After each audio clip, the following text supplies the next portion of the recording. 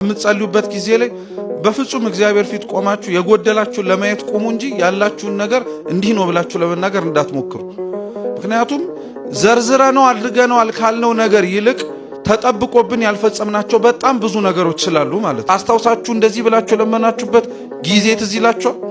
ምንም ነገር ሳትለምኑ መንግስትን አትንሳኝ ያላችሁበት ጊዜ አብዛኞቻችን አይለን።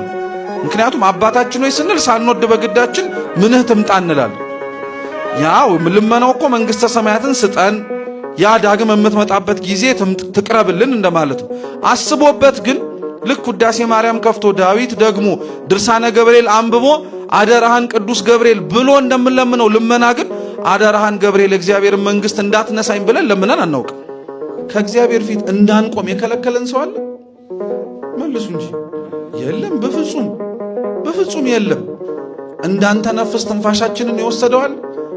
እንዳንኖር የከለከለን ሰው አለ? የለም እኮ ታውቃላችሁ። እግዚአብሔርን ይሄንን ህይወት እንዳንለምነው ሊያደርገን የሚችል በቂ ምክንያት የለን፣ በፍጹም የለን። ለዛ ነው ስለ ጸሎት ክርስቶስ ሲያስተምር ራሱ ጽድቁንና መንግስቱን ሹ ሌላው ይጨመርላችኋል ያለው። እኛ ህይወት ላይ ግን ሲመጣ ተገላበጠ። እኛ ሌላው ያሳስበን፣ ከዛ በኋላ ጽድቁንና መንግስቱን የሁለተኛ አጀንዳችን ይሆንብናል። ልብ ብላችሁ ስሙ አደራችሁ። በፍጹም በዚህች ህይወታችሁ ላይ ስትኖሩ እግዚአብሔር የጨመረላችሁ አንድ ቀን ትላንትና ያልሰራችሁትን ኃጢአት የምትጨምሩበት አይደለም። ለዘላለም ህይወት ለመቅረብ የምትሞክሩበት ቀን ብቻ ነው። ያ ዋጋ ያስከፍላል፣ ምንም ጥርጥር የለም። ሁሉም ሰው ዘላለማዊ ህይወትን ለመውረስ የሚያልፈው መንገድ የተለያየ ነው።